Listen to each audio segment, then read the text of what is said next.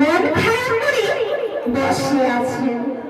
তো এমন সময় আমার বড় গুরুর আগমন ঘটেছে। রাধে রাধে। তো রাধে রাধে কিভাবে মন করে বসে আছেন?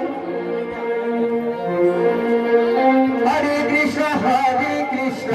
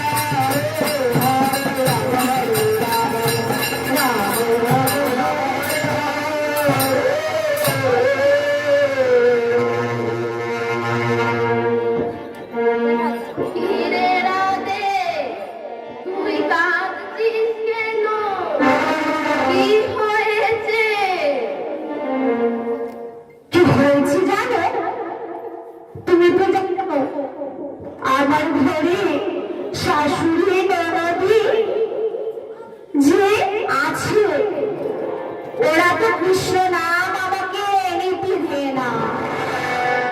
আরে কৃষ্ণ নাম কি, ওরা আমাকে জোরে জোরে শ্বাস পর্যন্ত নিতে দেয় না।